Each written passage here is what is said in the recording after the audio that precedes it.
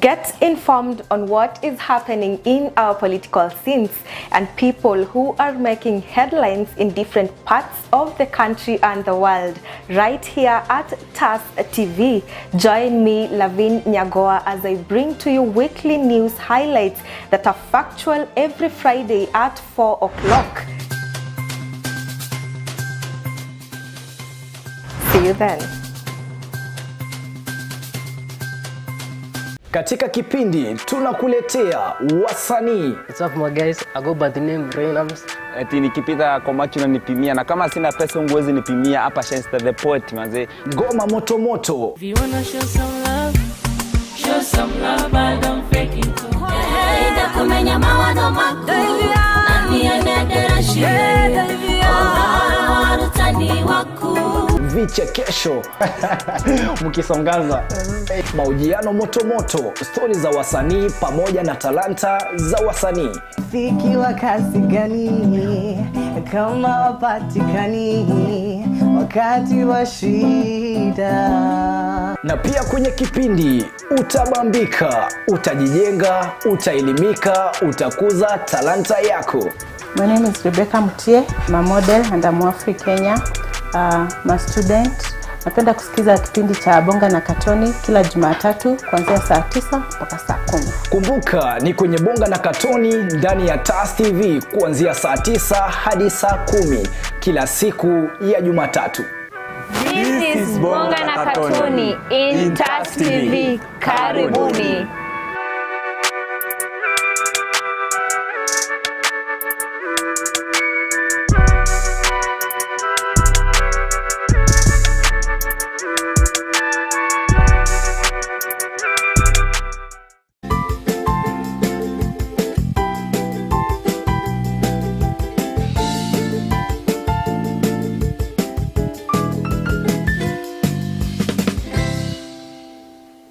Good morning, good afternoon, good evening, depending on that time that you get to watch this amazing program.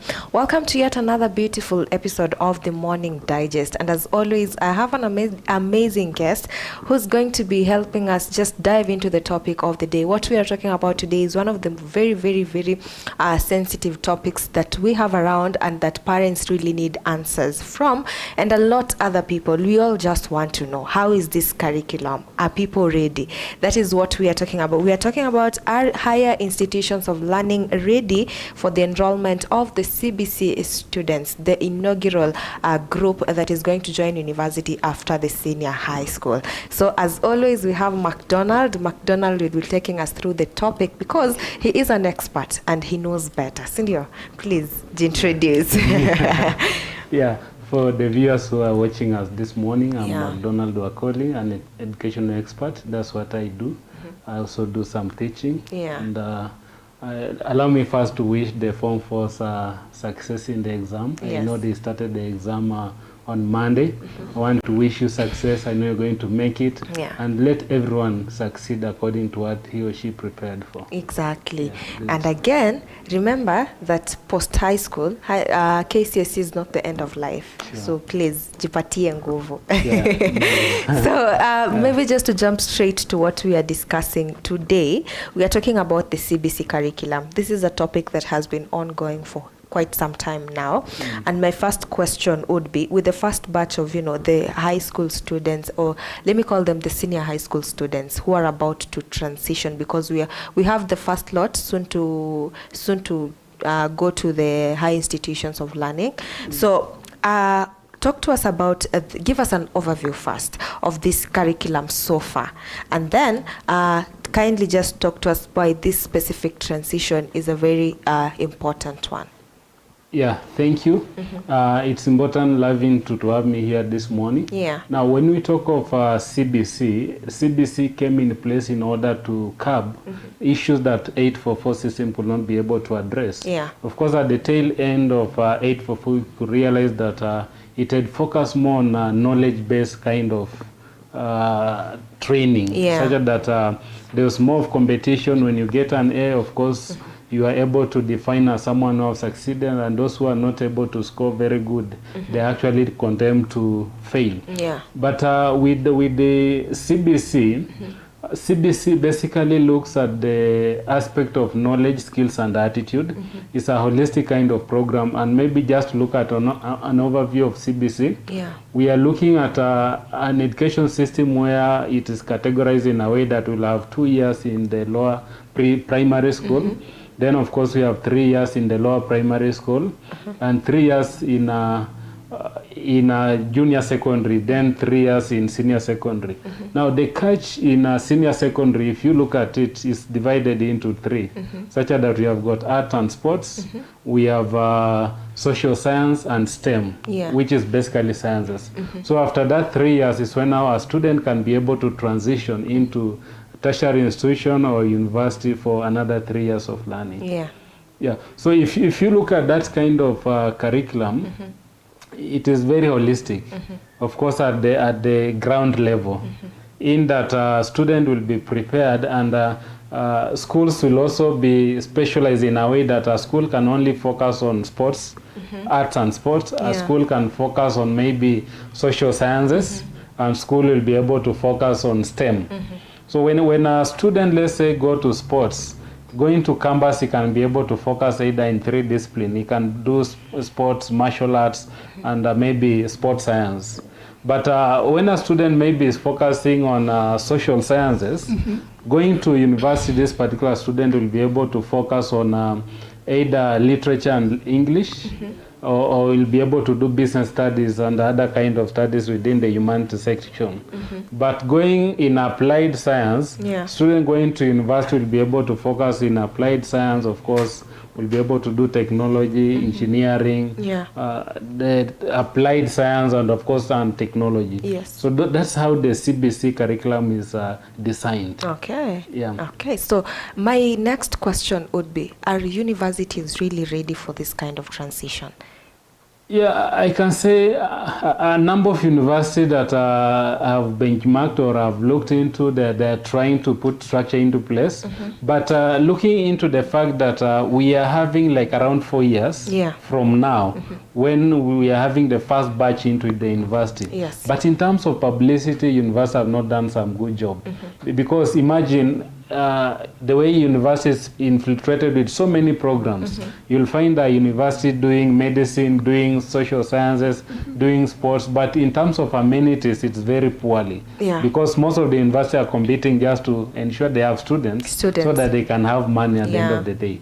But now, popularizing this university in a way that, let's say, University X is actually specialized in STEM subjects. Then University Y is specialized in social sciences, and University Z is specialized in arts and sport. In fact, for arts and sport, if you get a student from Wisero and say a university that will be able to train you arts and sports, it's very difficult. Even me, I don't know quite a number of these universities. So I'm sure a student, if university is not going to move with speed, we are going to have a challenge, especially in terms of choosing right career for our students. Okay. So high school teachers are very instrumental when it comes to this curriculum, and so now how are they preparing the students for this particular transition? I think for high school now, what is happening, teachers are undergoing some training. Like I know there's TPD training which is happening, there's TPA training that was happening, but again it collapses because of the political aspect.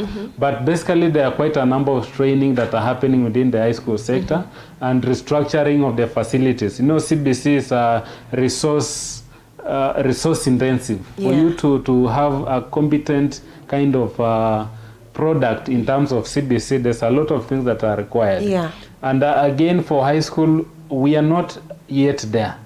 Because when you look again in terms of the structures, the same high school with the same facilities that we had been having is the same high school that's going to have this particular student.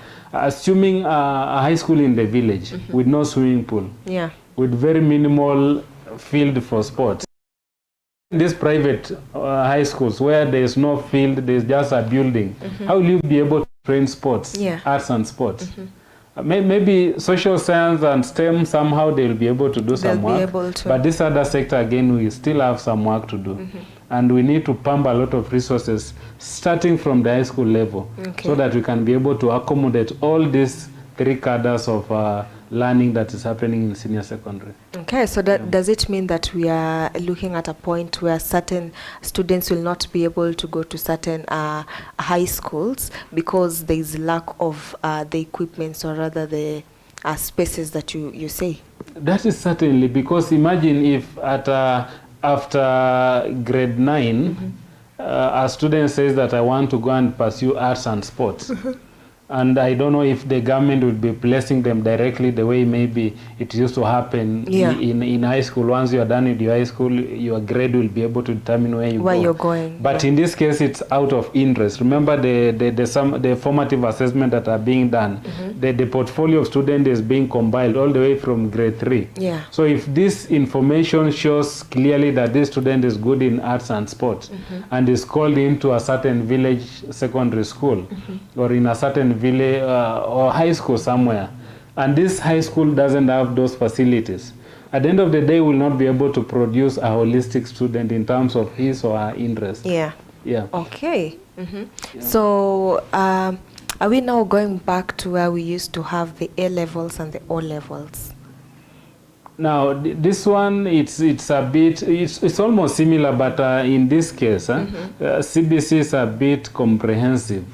It's a bit comprehensive in that it's actually demarcated, such that you have maybe a student pursuing sports, arts and sports, there's another one doing social sciences, and another one doing STEM. So this one, we can say it's not actually per se like A level and O level. Okay. So now talk to me about some of the key areas that universities are going to keenly pay attention to, just to make sure that they are able to integrate or accommodate the CBC students. First, there should be paradigm shift in terms of the trainers who have been teaching over and over in the university sector. Remember, these are professors who have been trained under the ordinary or traditional method. All of them actually have gone through the 844 system. Exactly. And most of them, you will realize that they have done these things over and over again. So they're supposed to be very keen retooling of these stakeholders or this human resource, such that they could now be able to pin out or to pinpoint the key competencies that they can be able to see in this particular learner or this particular student who is coming. Remember, in CBC, as I stated earlier, we are looking at knowledge, skills, and attitude. So how do we measure the attitude of a learner? How do we measure skill of a learner? And how do we measure knowledge? Of course, knowledge is a bit easier. But having tools that can help a trainer to measure the attitude, having tools that can help the trainer to measure the skills is something that we need really to work on. And I know these professors and doctors can do very good work. So it's just we need just to support them. Maybe government to come in place with quite a number of training experts who have been retooled in terms of competence-based assessment to actually move with speed into university sector. Because I know a lot is being happening in tertiary institution, in the middle level colleges. There are quite a number of training that's happening in terms of competence-based assessment, but I haven't had actually a lot of training happening at the university sector. So there's work that is need to be done, but I know once it is being done, of course, the lecturers are able to adapt with this. Okay. So talking about lecturers, what are some of the strategies that they are employing or rather putting in place to make sure that their existing or the current curriculum that they have is aligned to the CBC educated students and the curriculum that they used? Because our wenye wanakuja are totally different from those of us who did the 844 system. Sure. So maybe to start with, I know universities are aligning their policy with the national policy in terms of the CBC. Actually, there's that framework that have already been developed, and the pathways are clearly stated on how learners are able to, supposed to do. So for lecturers, I believe there's some training that is happening at this point, if not all, but I know university like Strathmore University, I know they are doing quite a number of trainings for the trainers. Yeah. And because even these trainees who are coming, their nature is really changing. When we look at the future of the learner, the concentration span of these students is very little. Very minimal. And they like, in terms of the content delivery, they don't like this lecture kind of things. So even the training technique is changing, and I know quite a number of training might be happening in universities that are moving with speed. The kind of delivery approach. Of course, for this kind of learners, we need maybe to have content in Facebook, in TikTok, in small videos that they can be able to watch, be it 3 minutes or so. And like during our days, you can come with your prepared notes. You've been in class for maybe 4 hours, continuously talking. For these learners, these are not kind of people you are going to expose them to that kind of thing. That kind of learning. And you know, the Gen Zs are coming in with a very, very strong personality. They know what they want. They know what they want, and they are very good in terms of tech. Exactly. Because most of the time you'll find this generation we are talking about, who are maybe in grade 7, they are very young kids who, when mom goes to work, he or she leaves them with laptops. Some are left operating TVs, which some of us operated while in campus. So these are students that also have been exposed to chat GPT. So they can be able even to Google information and actually give you the answers within a touch of the finger on the laptop. Like that. So you see, we are coming up with a totally new generation altogether. So we need to move with speed to accommodate them. And again, exposure to the online classes that has been adapted over the past few years since COVID. So there's so much that is happening with the CBC students or learners that we are talking about today, and how universities are exactly making sure that they get to adapt with this curriculum. Right about now, we are going on a very short commercial break, but remember to stay put because we still have a lot to cover on this very particular topic. See you in a bit. Thank you.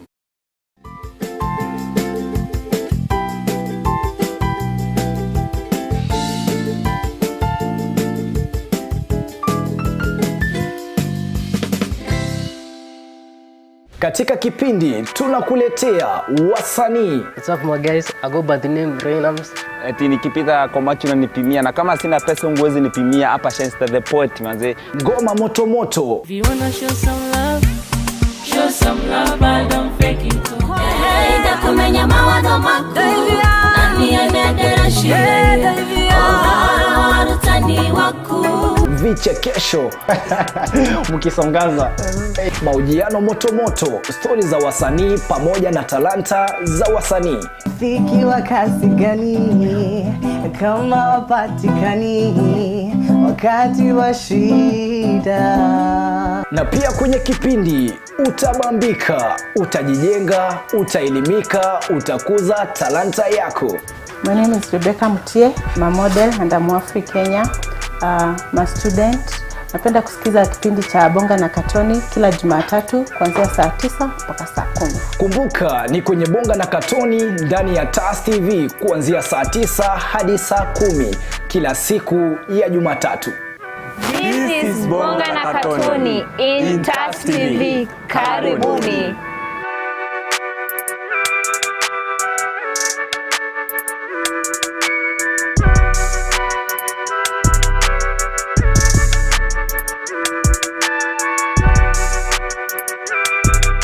What's your name? My name is Kevin Kakum. Kituri Francis. From which school? Kenya Institute of Mass Communication. Kenya Institute of Mass Communication. What did you learn while at TAS TV? Improvement of my skills in graphics, such as motion graphics, video editing, photography, also communication skills. Camera operations, video editing, and improved my skills in graphic design. Would you recommend anyone? Yes, nilikuwa hapa TAS, skills zangu zili improve on communication with fellow co-workers and teamwork when doing certain projects. Yes, new skills in photography. Communication, I have built more in communications with through interaction with other colleagues or people outside there. On a scale of 1 to 10, how would you rate your attachment at TAS TV? 7. 8. Generally, what would you say about TAS TV? Wow, it's amazing being here. I think this is the best place to be. Yeah.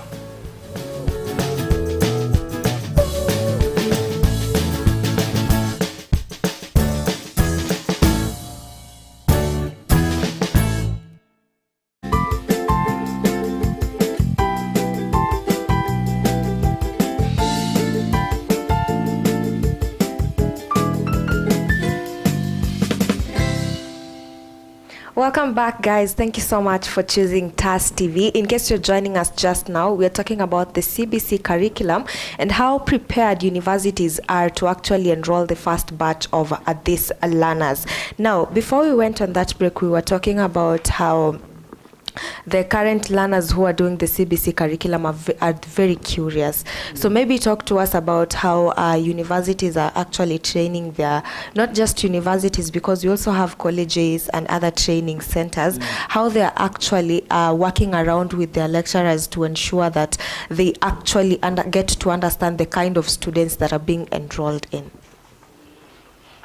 Yeah, thank you for this opportunity once again. For those who are joining us, karibu sana. Yes. let's discuss. Yeah. Let's talk. Now, I know in college setup or university setup, the discussion have started gaining momentum, just to help us understand the kind of learners that we expecting. Yes. These learners that you're expecting are not the same as the learners that we are having currently, or those who we had some time back. Exactly. So as the learners are, of course, more of tech in terms of technology, they are super.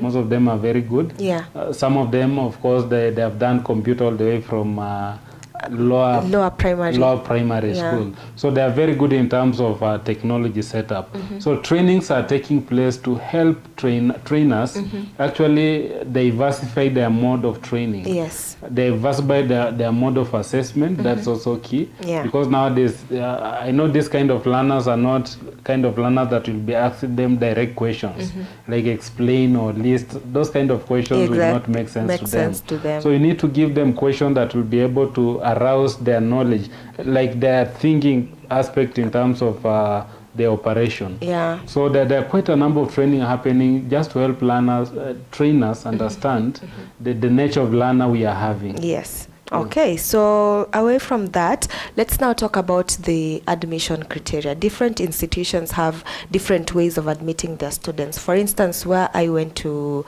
school for my diploma, there's the aspect here. We come to school, you're sent your details, so you know what exactly, after applying, you know what exactly you want to do, what exactly to expect when you get to the school. So are there any adjustments that universities are actually doing in their admission criteria to make sure that they also get to accommodate these students? And how are they going to make sure that, because now we're having the 2-3-3, Yeah, 2663. Oh, 2663. Yes, so with that curriculum, unajua ni kama mtu umetoka junior high school umeenda senior high school, and then now from senior high school, by this particular point you know what exactly you want to do. So going to universities, kutaenda aje hapa katikati? So as we started, and as I stated clearly when we started, there's need for shift. Yeah. Not only in terms of looking at this learner, but what we need to get from this particular learner. Yeah. Remember, from all the way from grade 3, this student is piling what he or she has been doing, what we are referring to as portfolio.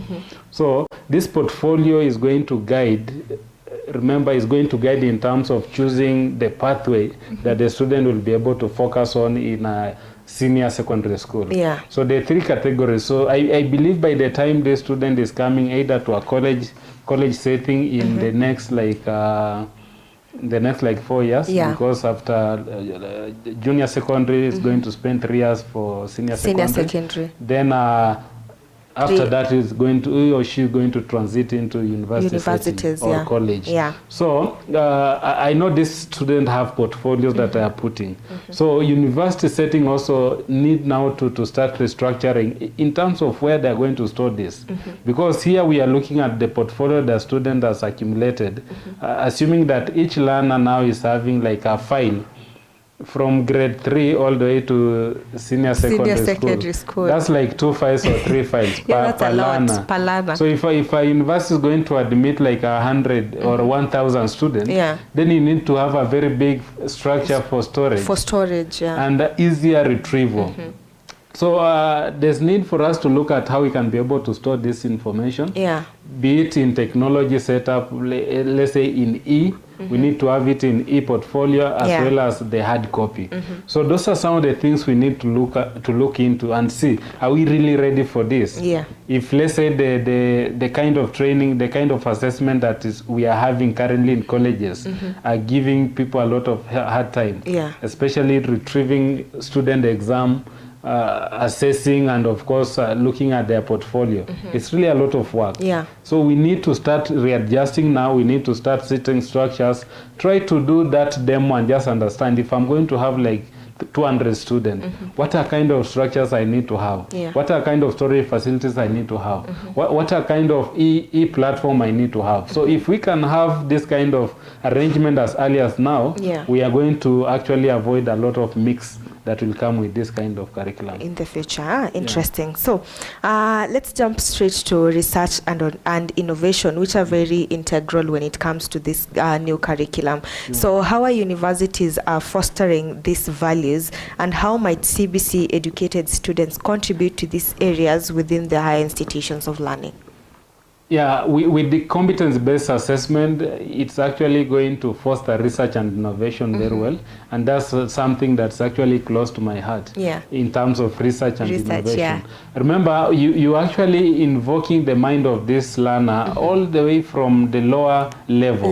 Lower cadre. You are trying to invoke this particular person to go into critical thinking aspect, which is actually a gap in this current generation. So coming now to let's say higher places of learning, these are students who will have actually increased in terms of critical thinking aspect, problem solving skills, those kind of skills the student will be having. So introducing this person to research and innovation will be very easy.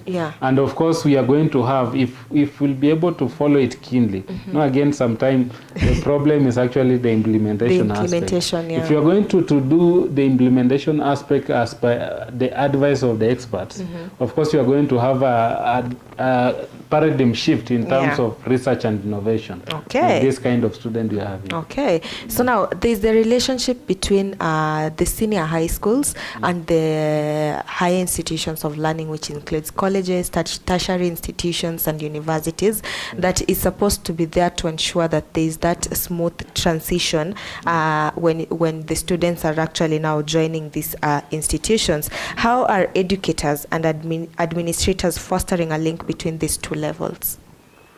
In terms of networking and collaboration between the two entities, that is senior high school and of course tertiary institution. That collaboration and of course continuous talk between these two parties will help in terms of fostering that particular link. But something that I was just thinking even as I was coming, I was thinking if it is possible for reform to be done without any political inclination, though education is more political in a country like where we live. And I salute all politicians, I know. but basically what I was thinking, if we could be able to collapse all these universities and colleges, to demarcate them clearly and say, if you are going to MK, you are going to do STEM.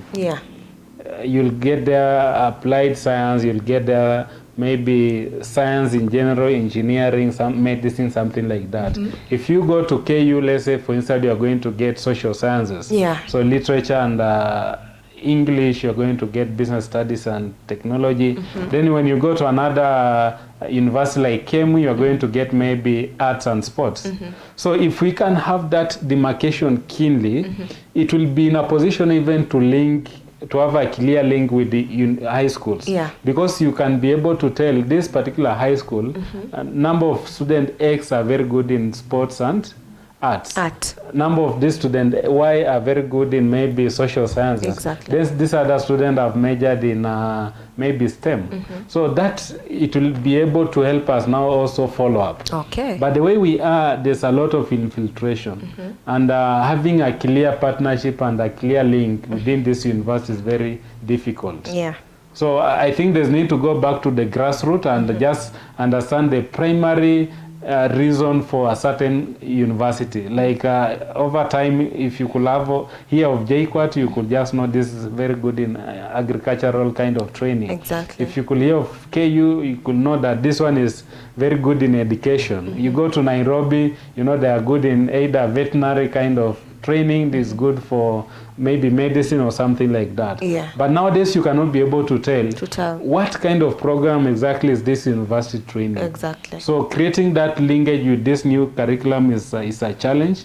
I know there's a lot of discussion happening to see if maybe there's going to be disintegration such that we can have those kind of mergers.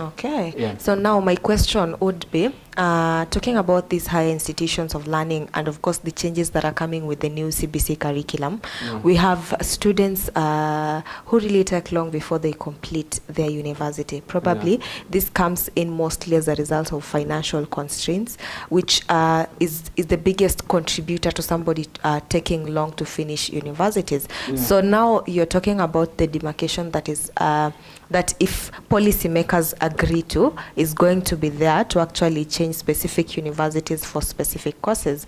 So now, what is going to happen to these students? For instance, I am doing maybe journalism at JKUAT, but then now they change JKUAT to just be offering agricultural courses only. So now what am I going to do as a student who was doing journalism at JKUAT?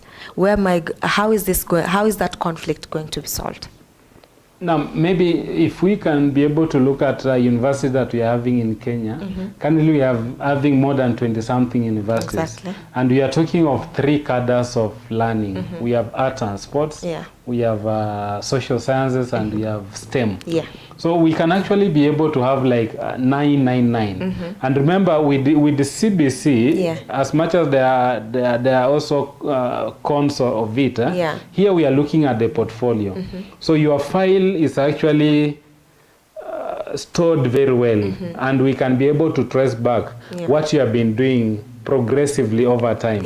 Unlike 844 system, where we were only focusing on the end assessment, or what we call the summative assessment, whereby when you have the certificate or you don't have, we consider you based on that. But here we'll be able to retrieve your document. So even if you drop, let's say, once you're in the middle of the training, and let's say you drop out for 3 years, we'll be able to come back and just say, this student X was able to cover up to this level, and this is the document. So transition for that, it will be very easy. But the challenge will be, let's say, when you drop out, when you drop out completely, or let's say you are not able to go through this transition, and you are outside there and you have not learned, it will be very difficult. Remember, like currently we are having older students who maybe dropped out several years ago, coming just to sit for KCPE, or coming to sit for KCSE, because you are out.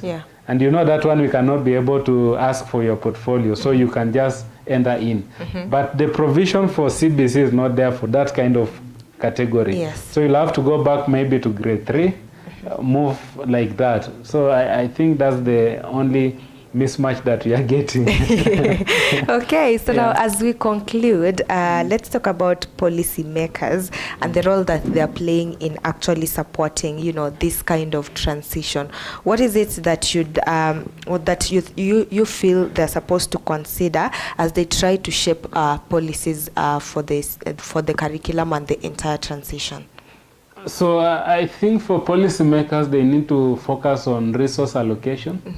Resource allocation in terms of what is required for us to have a smooth transition of this particular kind of curriculum. Yeah. Remember, this curriculum is similar to what is happening in Switzerland and Netherlands. Yeah. Actually, they're very good in terms of this kind of CBC curriculum. Yeah. And even some university in Finland, like Helsinki University, they're doing very good work in CBC kind of education. Yeah. So we need to have a lot of resources pumped towards education system. And if we can have enough resources, get enough structures, and especially the grassroots institution, the grassroots of village institution, like high schools, like primary school. Yeah. If we can empower those, ensure that there's electricity connectivity going across everywhere, we have network connectivity, the Wi-Fi, these things, if they are readily available, of course it will enable the transition aspect. Yeah. Very well in terms of CBC curriculum. Okay, and now finally, my last question would be, in your opinion, what is the future of the higher education with the CBC curriculum, especially considering that this is the pioneering group? I'm seeing CBC being the game changer in education sector, because the aspect of profiling student in terms of you are a successful student just because you have scored an A, yeah. Maybe you crammed that particular day, or or the exam came in the areas that you had read. Yeah. So if you pass, you are of course declared the winner and you are able to choose very nice university. Yeah. But those who are not able to make it in terms of getting the cutoff are condemned fully as failures or academic dwarf or something like that. But with the CBC, I know there are days when you are very good and you are able to capture quite a lot in terms of skills. Yeah. So CBC is comprehensive.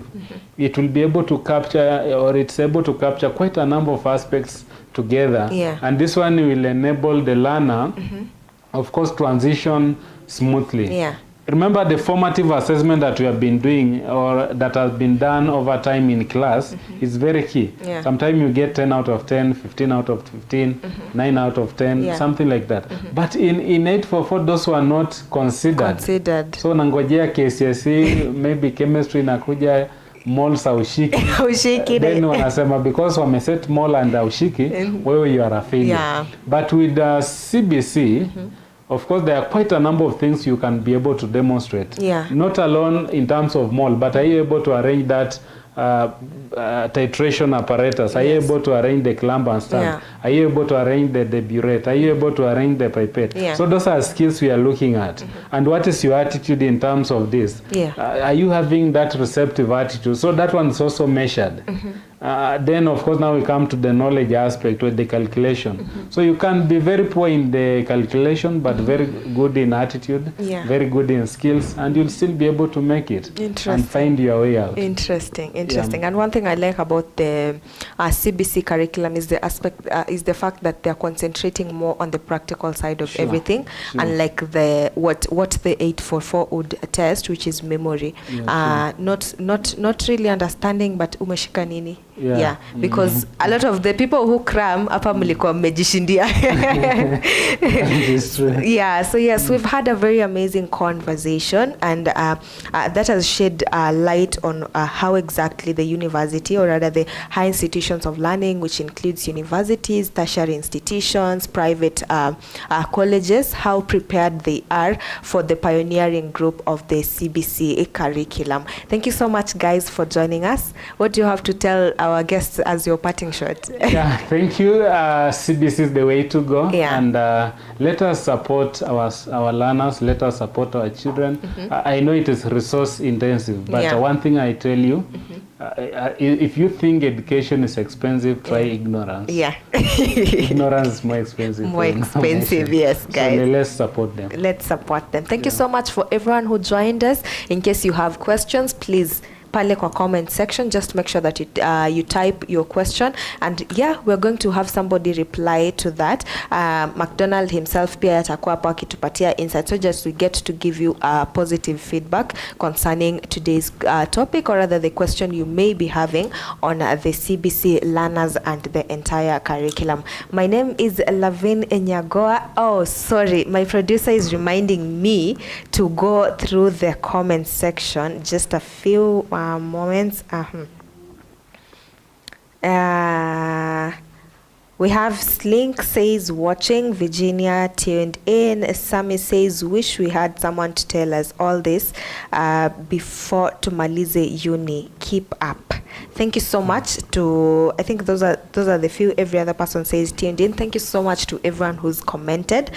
We really appreciate your support. Make sure that you keep it here every Wednesday from 11 a.m. because we talk about very important topics, and most of the things that you're supposed to learn, yeah, or most of the things that you're supposed to get understanding of. Asanteni sana. My name is LAVIN NYAGOWA, and this has been the Morning Digest.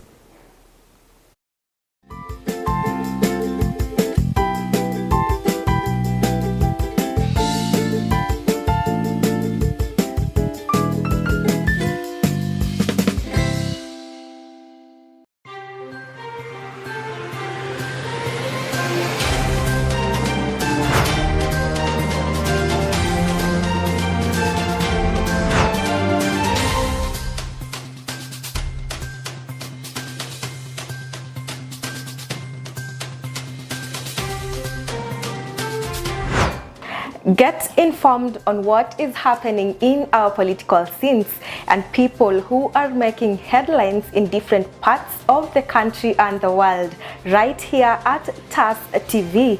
Join me, LAVIN NYAGOWA, as I bring to you weekly news highlights that are factual every Friday at 4 o'clock. See you then.